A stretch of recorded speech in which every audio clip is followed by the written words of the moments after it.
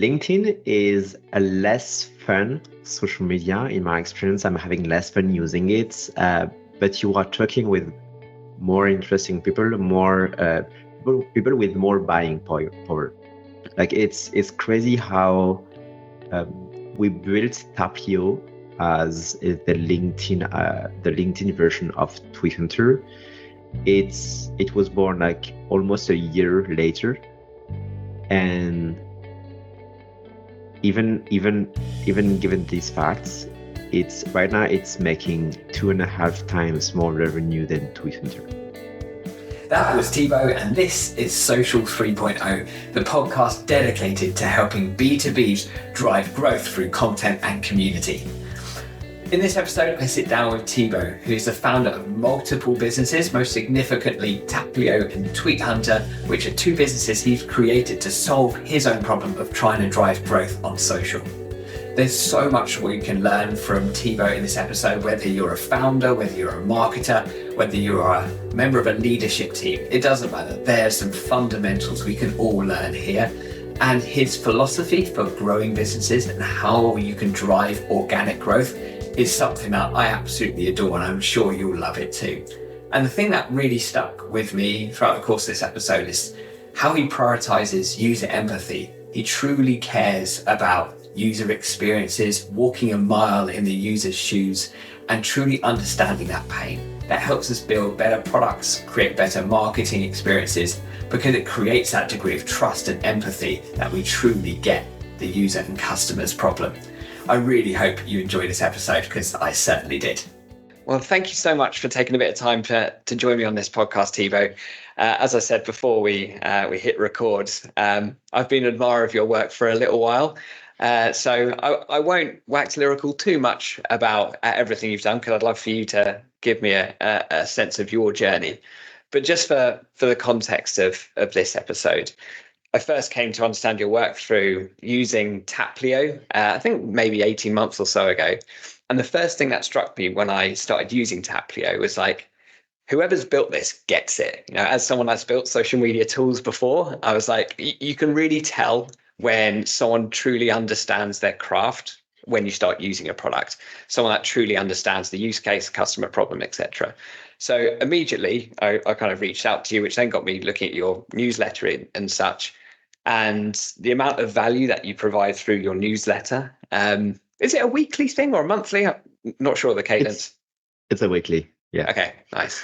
But I must commend you on the amount of value that you provide. And that was the thing that kind of initially made me want to get you on this podcast, because not only are you a great builder of product, clearly, you're someone that truly understands marketing and thinks about products from what seems like a marketing lens, but I'll let you kind of expand on that. So anyway, that's my my intro for you, but it's better to hear it from you. So I'd love to know a bit about your journey, because I think you've had experience of marketing roles and a bit of sales and gone onto the full kind of entrepreneurial journey of building multiple businesses. So give us a sense of the journey that's got you to this point, please, Tibo. Well, thank you very much for having me. It's super cool to be here, Andy.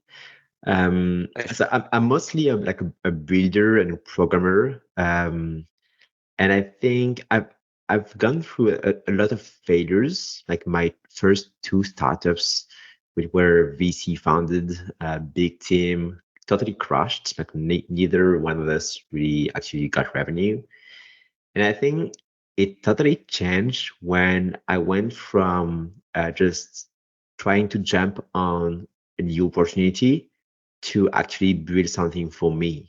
And I think that's why what you said about Taplio is that Taplio and like the big brother Tweet Hunter was tools that are made for myself, because I was trying to grow a social media audience, and I was really struggling. It's very hard. When I did that, everything changed. Like I totally understand the market, the products. I was suffering from a pain that I was trying to fix on a daily basis. So while I was using my own products every day, I was seeing some small things to fix, getting new ideas of features, and the fact of just talking with users on a daily basis changed everything. That's so good. That's so good. And it's interesting. At what point did like your personal brand start coming to the fore? Because you've really started to lean on your personal brand in your later stage projects. So yeah, give me a sense of like how important it's been in building your personal brand alongside the product. Yeah. So in 2021, when we got back together with my co-founder, we did this crazy thing where we tried to ship one new product every week. The idea was that never ever again we want to work 2 years on a product that is not validated and that will likely fail. So if we work on something, it needs to bring revenue. It needs to be it needs to be validated for sure. And so we actually shipped like 10 products in 4 months. It was crazy time. Like every week we were working on something different and analyzing the numbers from the week before, jumping on preparing the idea of the week after. It was crazy. And what we learned there is that for every single one of those projects, we were getting users from 2 different channels. The first one was Reddit. It was very hard to tackle and systemize. Interesting. And the other one was Twitter. And through time, while we were doing those experiments, Twitter was getting bigger and bigger for us as an acquisition channel. And so because of that, we wanted to grow on Twitter. We wanted to build a bigger audience. And that's how we started feeling this pain of how to grow social audience, how to be here every day, how to find interesting tweets to write, how to go viral. And the very first idea of Twitter, which actually came from a user of one of the previous products that we built. Interesting. The very first idea is there are viral tweets from 6 months ago that everybody forgot and that could be rewritten, repurposed to be published again. And so what we did is we analyzed tons of tweets, like millions of tweets.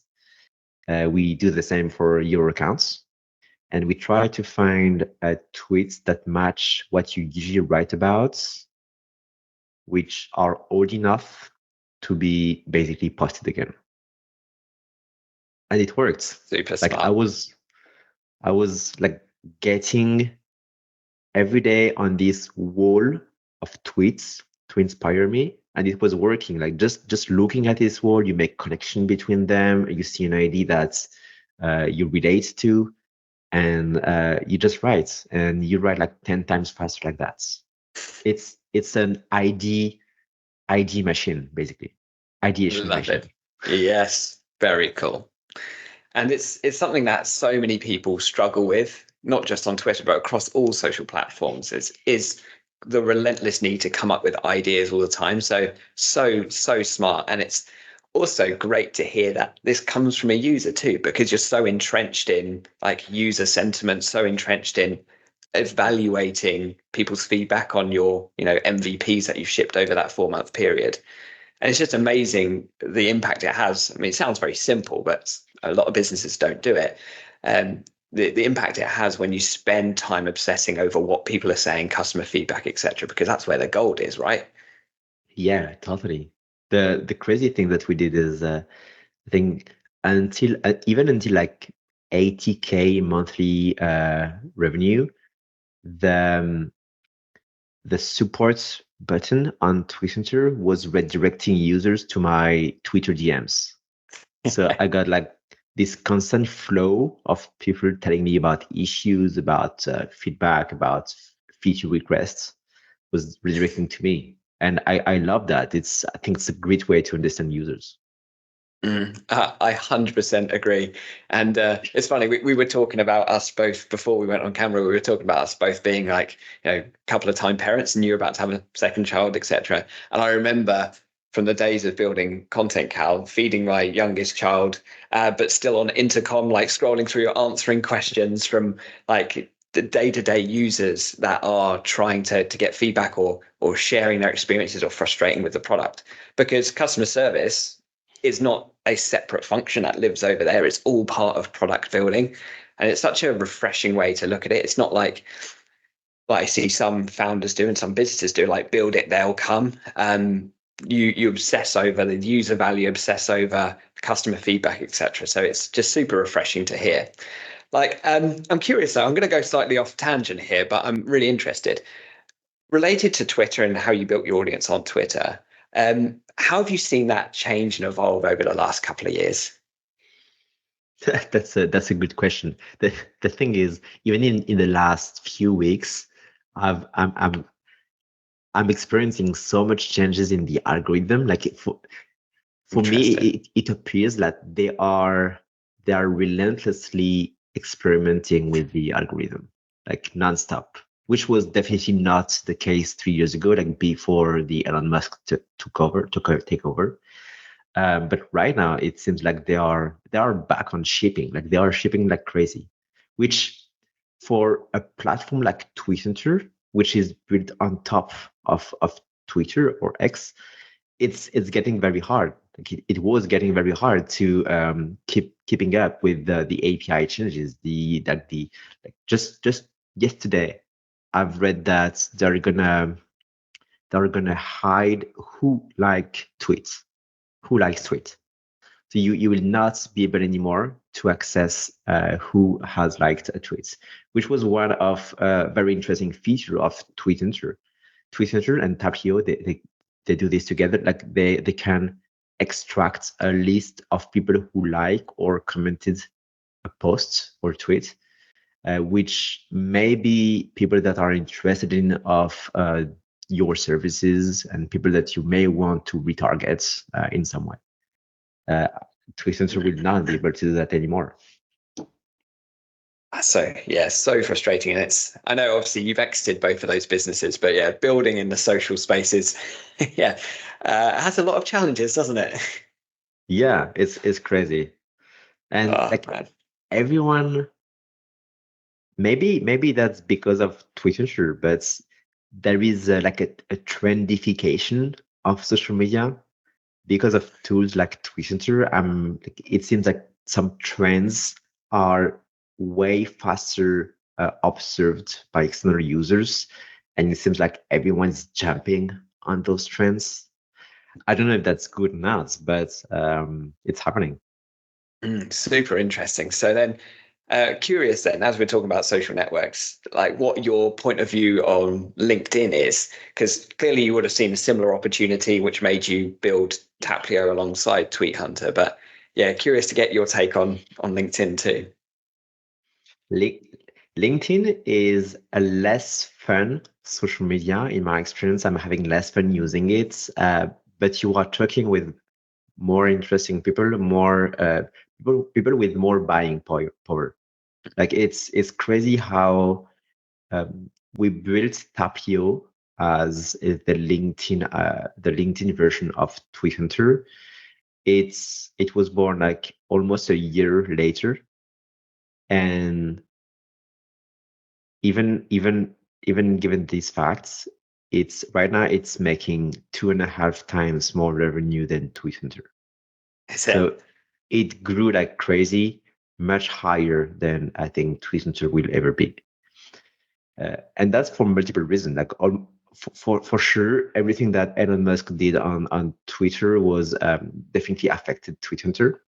But at the same time, like the people on LinkedIn, they were starving for a solution like that, and they are super like willing to jump on a new tool like Taplio. So yeah, more buying power there. Yeah, that makes a ton of sense. And just linked to Taplio and Tweet Hunter, how much of your business comes directly through social versus any other marketing? I don't know what other marketing avenues you use for Tweet Hunter and Taplio. But yeah, curious to know how much is driven from organic social, your personal brand, that kind of stuff. I would say 50%. but it's very hard to answer your question because like everything related to social is very hard to track Oh because yeah. you are talking about brand, you avoid having links, and so you don't track things. So that's a gut feeling based on many things that I observed, but we don't know the specifics. And have you done any other marketing for both Taplio and Tweet Hunter, paid ads, etc.? What other avenues have you Yeah, explored? definitely. Yeah, paid ads definitely didn't work for us. I don't know if we just lacked the skills or something else, but the other thing that was very big for us is SEO, and Mhm. we had this strategy with this small tools strategy where it was kind of we split apart Taplio and we took some of the features of Taplio and put them in free standalone tools accessible from just a landing page. One of them is this LinkedIn carousel builder. Yeah, I love that. It's just Yeah. just a landing page with one input field. You type in what you want, like what's the carousel that you want, and we have an AI that will build the carousel for you with some templates. It just does that. That's it, and it's ranking first for LinkedIn carousel generator, which then we suggest that you schedule this carousel that you just built with Taplio, and this works super well. Like That's so cool. I think we build pretty much one tool like this every month for the last 3 years. And so right now we have a lot, and the traffic of each one of them compounds all the time. And so you build this traffic generation machine over time. Yeah, I mean, I read one of your newsletters on this and how you break down SEO, and I'd love to kind of double click into that right now, if that's okay with you, Tibo.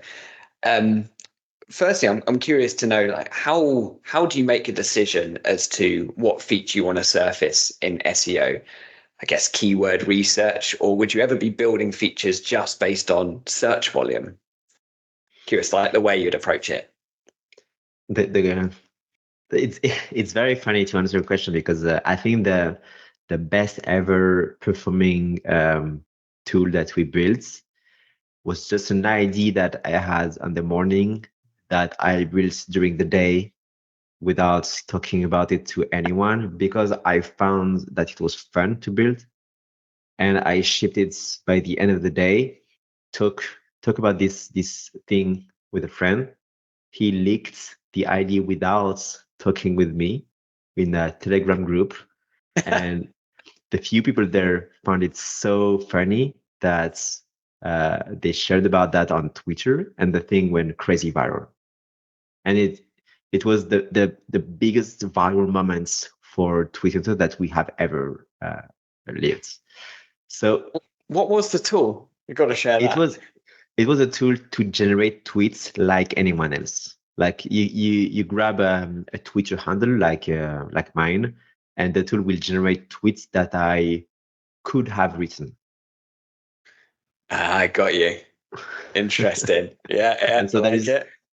there is this the very narcissism thing that makes you want to check out if it can really generate tweets like yours. Like you want if it's true that the AI can copy you, and so you check it out. And so to answer your question is we have a very biases for action and shipping, and I think that's very good because you in the last 3 years, I learned that you never know. Like you don't know what will work and what will go viral and what will not. We have huge expectation on a few ideas that we brainstormed and cherry picked with my co-founder, and that absolutely didn't work. And so Interesting. anything related to social, in my opinion, is a lot more about quantity than quality. Like the the crappy thing that you will ship in an afternoon may go viral, whereas the thing that you will take care for a month, polishing every details, will not work. such an interesting counter to how you typically think about approaching it. Here's me thinking that you do some deep keyword analysis and okay, I'll build a tool directly targeted to those keywords. But actually, it's speed and velocity is the thing that's driving your growth by the sounds of it, Yeah. and not being as like obsessing over the data, etc. So that's absolutely fascinating. Didn't think you were going to answer like that. So and it's just super refreshing. And yeah, just goes to show, like, sometimes we obsess over getting the perfect idea, but the reality is, like, we really don't often know, and the only way of knowing is, as you said right from the start, is get it in the hands of users, and they'll tell you whether it's good or not. So Yeah, and that's quite depressing too. It's very hard to work this way because you need to understand that like 80% of what you are gonna build will not work. And so you may think that you will not do that because you don't want to waste your time. Like you want to work smart, not work harder. Like this is something that I see on social media so many times, and I quite disagree with that. Like work smarter, not harder. In my opinion, that doesn't work because you are not smart enough in most cases to know for sure what will work and what will not. I really respect that level of humility as well, because especially, from someone that's, you've built businesses, you've built a great following across Twitter and LinkedIn, and you've still got that level of humility to say, I don't have all of the answers, and let's go find out. And it's that level of curiosity that I think would be a huge attribute towards you and all the things that you have achieved and will go on to achieve, which we'll cover later on. So huge respect for that. Just keeping with the SEO topic, actually. So now we've understood that it's not necessarily as data driven as I expected, but when you go ahead and, now we're going to build a page for, let's say, your LinkedIn carousel creator, are you doing anything in particular with that SEO page, like any other strategy, or is it a case of, hey, I'm going to create a page, target the keywords which we all get, and then share that with your following and community that you've built on social? Is there anything more to it? Not really, to be honest. It's we're gonna do the classic thing, just a lot of internal linking, trying to link back to this new page from other resources that we have, sharing it on social. The way you turn it on social, the way you publish it is quite important. There is like most people that share links, share resources on social, I think they are doing it in the wrong way. They're basically just dropping links and they will get like 1 like or 2 likes, like themselves. You need, like, when you asking people to leave social media and to go to your website or your app, you need to understand that it requires a lot of energy from them. And so they need to feel like FOMO. They need to feel like it's a very scarce resource that is going to go away soon and they need to check it out, or they will miss out on something that will have a huge impact on their business. I think that's the world that we live in right now. Like attention is it's so scarce that you need to just find a way to grab it. Love that. So it's all about like the positioning of that link. You'd still be sharing the link in the social post, or is there any other, you put a link in the comments of the LinkedIn post, or is there any tactics related to that?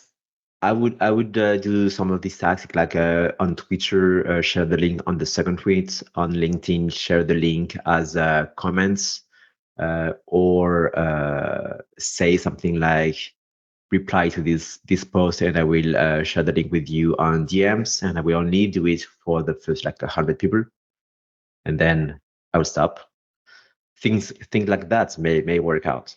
Like it's I think it's basic human psychology, and you need to understand a little bit about how this social game works.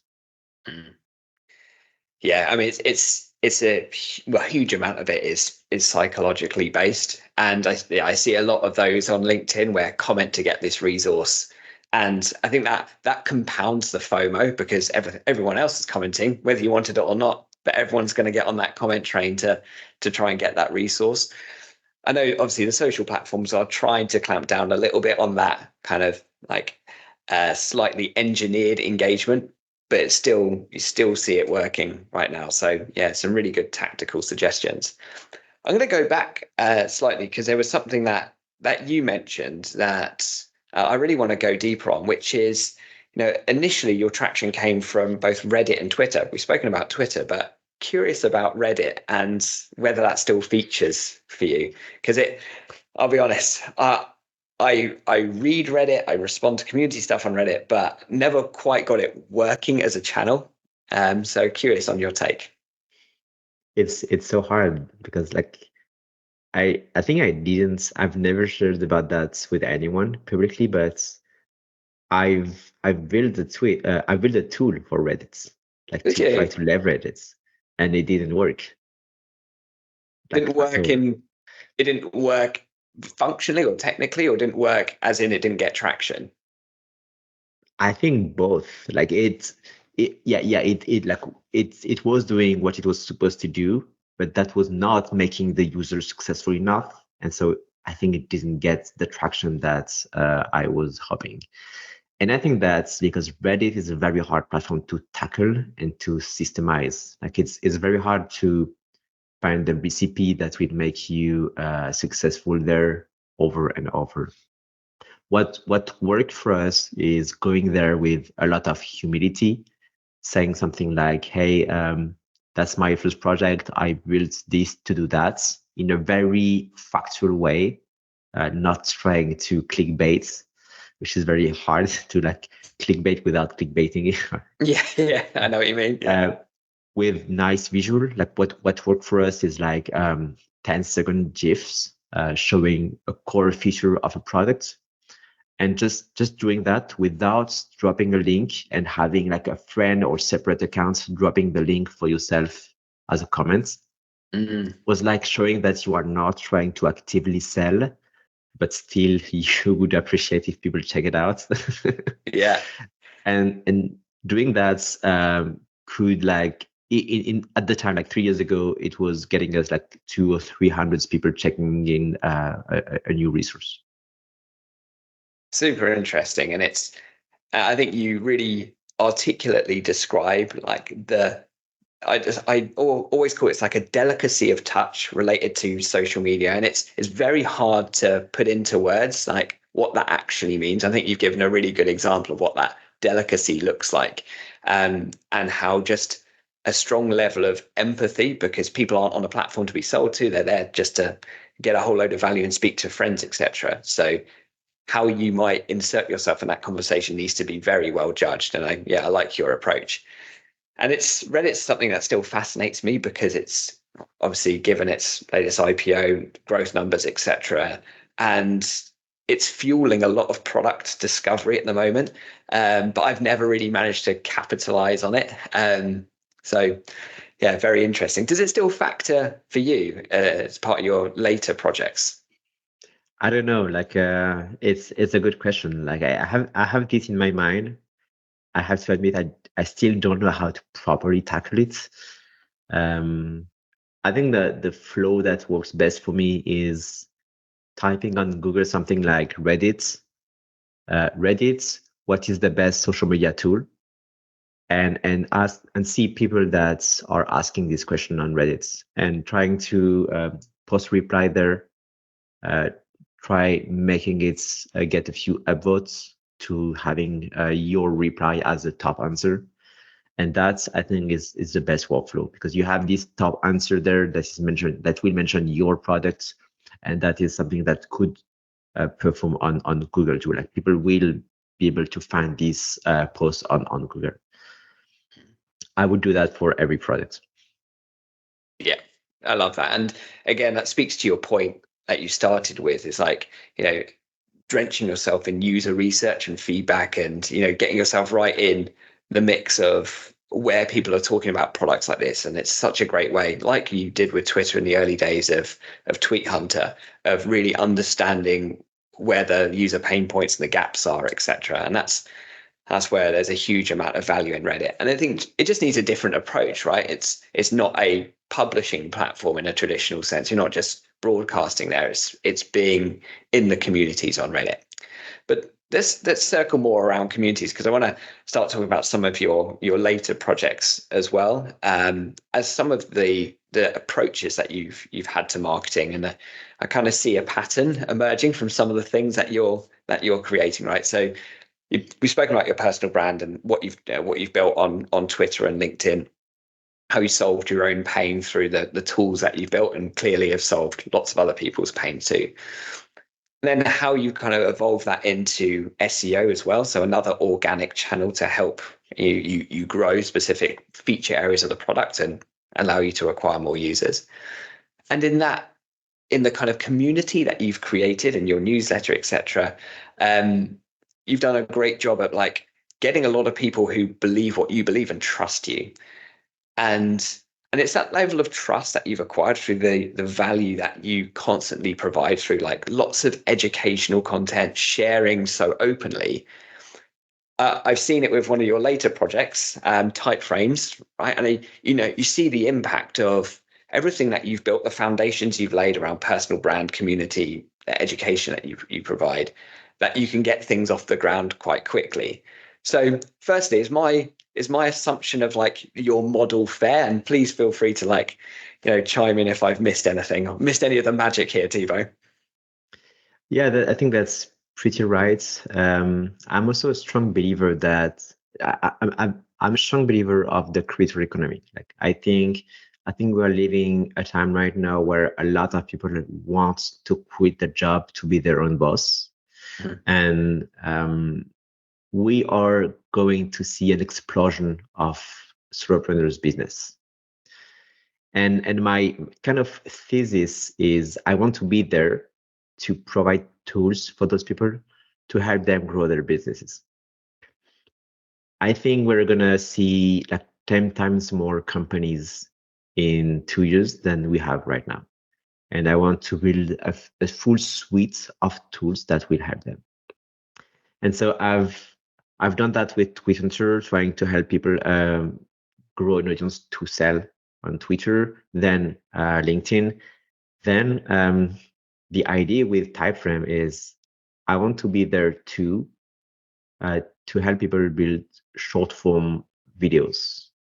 I basically want to build the Twitter of TikTok or the Twitter of YouTube. And so in this case, I didn't build, but I bought Typeframe from his creator. That was in September. It was making like 1,000 per month. And I grew the platform to right now, I think it's making like 10K per month, which is quite crazy to me. Honestly, I didn't think that I would be able to do that so quickly. Have you shipped new features? Have you developed the platform significantly, or has that predominantly been down to your kind of community, all of the marketing approach that we just spoke about? Yeah, the product changed so much. Like I reshaped it totally. I changed the UI many times. I did tons of features. I'm constantly making it change. What's interesting is Typeframe is made to build product videos. Like you are an entrepreneur, you are building a tool, you want to build a product video of this tool. That's not something that you would use daily. And I'm making this change where I want it to pivot to a daily use, because you would like to use it to do like TikTok videos that you would need to publish dailies or weeklies. And so I did this crazy thing where I took Typeframe. I didn't want to alienate the product too much, so I forked these products. Like I created another product, which is called Revit.ai, which is 100% dedicated to social short form videos. It's I think the tool that will help you go viral on TikTok and YouTube. And so I did that because something like publishing your video on TikTok doesn't make sense for Typeframe. But since Revit is only dedicated to that, it makes sense there. And so these features is a fits with the product. And so right now I'm focusing on that, like Revit.ai. Nice. That's really cool. So, is it pretty much the similar kind of model of Taplio, Tweet Hunter, similar kind of thinking behind this product, or has your thinking evolved? Going to be a little bit more complex given that it's short form video content, but yeah, curious to understand your thesis around this. It's getting there. Like definitely, what I want to build is like the all in platform for short form videos. But you are so right. Like working with videos is much harder. It's like the it comes to the fact that what you are manipulating is not text, and AI is very good at handling text. Like that's what GPT-3 at the time was doing. Handling videos require full editor that is hard to build with UX that can become very complicated quite Yeah. quickly. Yeah. And what I've discovered is the competition there is insane. Like I didn't realize that at the time, but Twitter on Twitter or Taplio on LinkedIn didn't really have any competition. And maybe the spaces are too small, like it's too niche. But the video editing space is huge. Like you have tons of tools out there, tons of great tools. So it's hard to compete with them. And I'm niching down in one specific direction, which is like the social platform. Uh, we'll see how it turns out. Amazing. So is this product in the wild yet? Can people use it and try it out yet, Tibo? Yeah, it's in beta, but I get a little, I think less than 50 subscribers right now. But I'm building it and it's fun, and I'm answering myself to every support tickets from people. So like if people use it and want to talk with me, I would be glad to. That's so good. So how do you think about like short form video, like YouTube Shorts, TikToks, Instagram Reels? How do you see short form and the future of social media? I'm curious to hear of your perspectives on that. I think this type of content is one of the most engaging that we have out there. Like I don't think of anything else that is as engaging. And so what I'm trying to think about is people like I want you to say you and me, but maybe you are much better than me in video editing. But I was thinking about Not sure about that, but yeah. I was thinking about the common entrepreneurs like me, which may be good at marketing or coding, but who has like no skill when it comes to video editing. And so this guy is going to miss out on this huge opportunity, which is like TikTok or YouTube Shorts. How can I help this guy having an audience there and trying to sell there? And so that's what I'm trying to do with Revit, like having an opportunity to with zero skill build something that is quality enough to be able to publish and talk about your business. I love that. And in terms of how you'll be approaching it with Revit, will it be a case of inspiring users like you did with Taplio and Tweet Hunter with like, here's some viral content, here's how it kind of connects to your niche, here's some suggestions of what you could be creating? Are you still focusing on that kind of ideation space this time as well? Yeah, definitely. I'm indexing, like I'm ranking and indexing a lot of TikTok videos, transcribing them, and I'm able to find the viral TikTok videos that relate to your contents to show them to you, so they can inspire you. And any TikTok video that you like, you can just repurpose it, get the scripts, rewrite the script a little bit, and then choose to like record yourself saying like speaking these scripts, or having an AI avatar telling the script for you with the AI voice, things like that. So it's Right. really it's the only platform that is supposed to inspire you, find the content that you should talk about, and then create the video from that script or contents. Love the mission.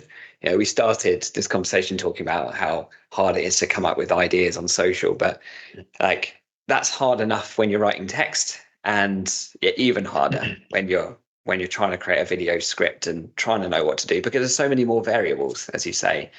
Not least editing skills, but like how it's going to be shot, how should I frame it, what should I talk about, what's the script, what's the length. It very quickly gets overwhelming, which means that many have yet to unlock that capability and start actively posting. I'd love to know the data on LinkedIn, on TikTok rather. Don't know if you've ever seen it, the data related to how many people are actively using it versus those that are creating versus consuming is what I'd love to know. Because already we know on LinkedIn only 10% of the audience create versus the 90% consume. And I wonder what the split is for TikTok. And I guess it probably is even broader. So it just represents such an incredible opportunity for individuals, for creators, for businesses to take advantage of such these platforms. Since the content is a little bit harder to create, since it's videos, I'm pretty sure you're right. And I think you have 10 times less people creating in percentages on TikTok. So if you jump now, it may be like the best moment ever to start creating a short form video audience. Love that. So let's kind of start closing out really. There's a couple of questions that I'd still love to get your take on. So one, more in general sense, like both like marketing, business, social, you can answer it however you want, but what excites you for the future? What are you personally excited about? The AI is like but I guess I'm like everyone. I'm so excited and scared about the AI future, how it's shaping. Like the demos that we had last week from OpenAI and Google, it's just insane how powerful they are getting and how our words is changing. And at the same time, I had this conversation with a friend that has never heard about ChatGPT.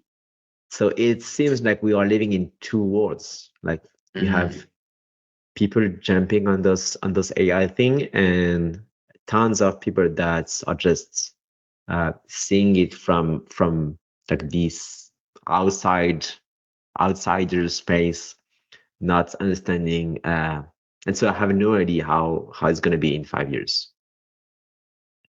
That's so interesting, because it's in the world that we live in, like, and many of the people who listen to this podcast live in, AI is everything and everywhere and something that consumes our mind. But we sometimes it's a nice bit of like realization that we live in a bit of a bubble oftentimes. So true. Yeah.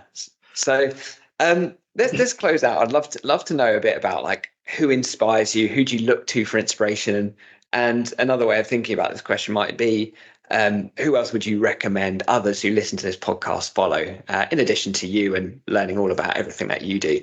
Who would you recommend? Who are your people you go to inspiration? I'm a big Twitter user, so I really look up to people like Peter Levels on Twitter, or this French guy Marc Lou has built a tons of very interesting projects. I'm also a big fan of the podcast Acquire, which is like, it's so inspiring, like these stories about big entrepreneurs and how they are going deep in the stories. I love that. Amazing. Great suggestions. Tibo, it's been an absolute pleasure. Thank you so much for making the time and sharing what you've built and what you continue to build.